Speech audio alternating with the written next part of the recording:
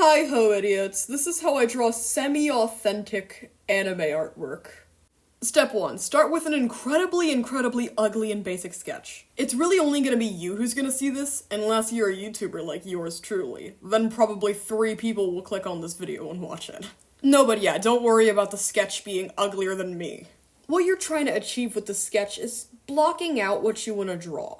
The next step is something called a clean sketch. Now you may be asking, isn't a clean sketch just line art? And yes, a clean sketch technically is line art. But if I try to draw directly over, my messy sketch, I'm not really going to be able to easily tell, where things are, and it's going to end up looking really ugly. There's no brush that'll just magically make your art better. In fact, I find the Ibis Paint stock brushes honestly are the best of any brush. And you know what? Fuck it, I'll give away the secret sauce. The brushes I use most often are literally the default brush. Hard turnip pen and felt tip pen. I use felt tip pen for sketching and hard turnip pen for actual line art. Speaking of line art, why don't we actually get into line art now? When I draw eyes, I make the upper eyelash much thicker than the lower eyelash. Honestly, I feel like it just looks better that way, and also it's just a pretty common technique in actual anime. Another thing that you should do is have varying line weights. A line weight is the actual thickness of the line. Of course, certain art styles don't really need this. For example, if you draw with really big and black and bold lines, I don't think you'd really need it that much. But if you draw with thin lines, like I do, it's recommended that you have some kind of variation. Keep in mind, these are my personal techniques, and I recommend that you just use these as a basis to form your own techniques. Thankfully, we live in the era of the internet, which means that you can just look up a tutorial, like mine here, on how to draw line art or do coloring. But as I said, I don't really think that you should exactly every time you draw come back and watch this video and try and copy step by step everything I do, because then you're just another Hazel P. The world does not need another of me. So go forth, be unique, and make whatever you want, as long as it stays within the means of the law. Now we're moving on to coloring. If you can't tell, my art is definitely carried, pun intended, by my vibrant colors.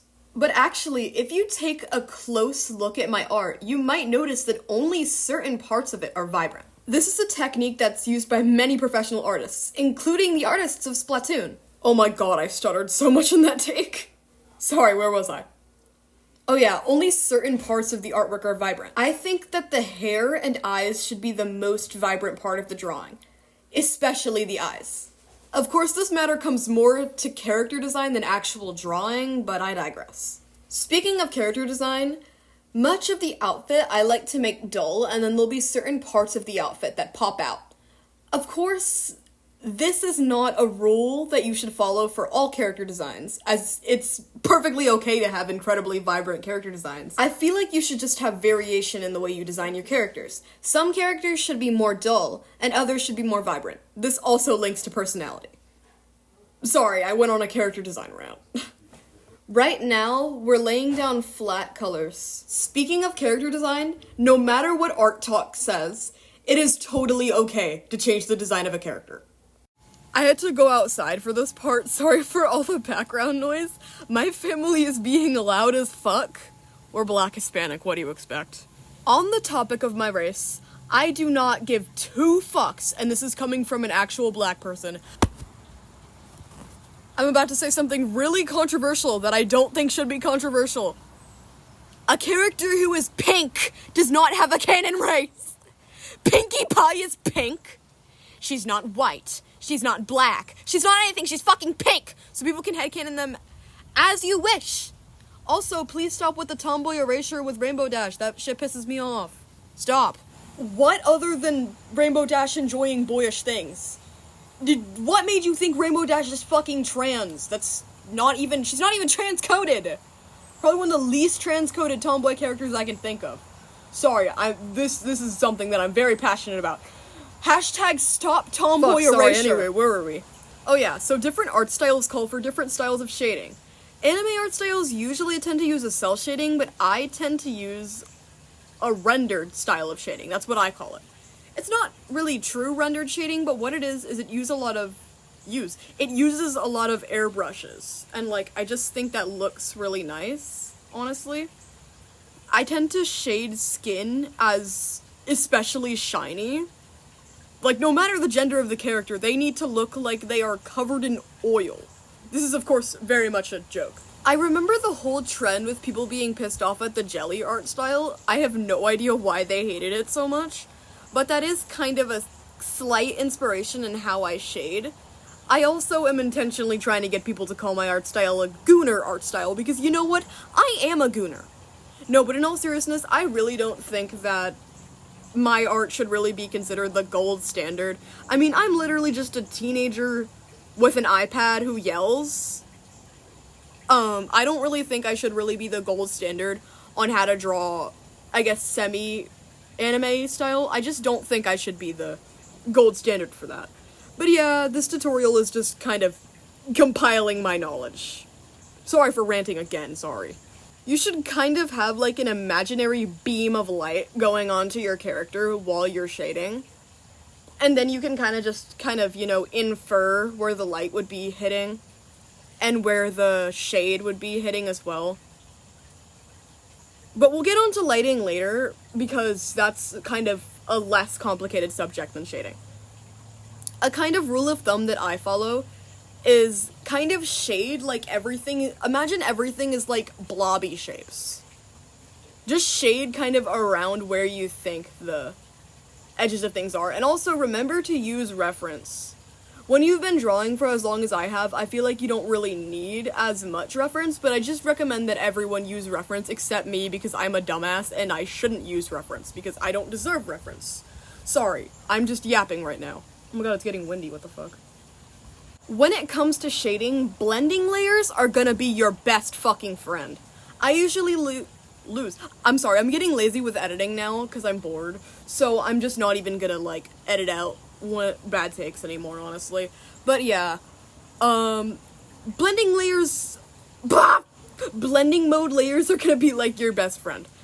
Like, I swear, they're gonna be your best friend. Also, I recommend layering different shades of whatever deep color you're using. Like, as you can see with the scarf here, I started off with a slightly darker but still light red to go over that shade of red. And then after that, I went in with, like, a deep, almost blood red. Almost, like, deep, concentrated blood red. Coagulated blood, I guess. To, you know, shade over it a little, as you can see here. And that's usually what I do, especially around the edges. Also, I usually shade around the edge of where my line art is. If you're a very, very beginner, and you don't really, like, know how to do line art properly, even though I just fucking taught you! I'm kidding. Yeah, just kind of, you get the idea. I just recommend using reference, like, use a lot of reference when you're new. That helped me over time until I just kind of learned how shit worked and didn't really need as much of a reference anymore, so yeah.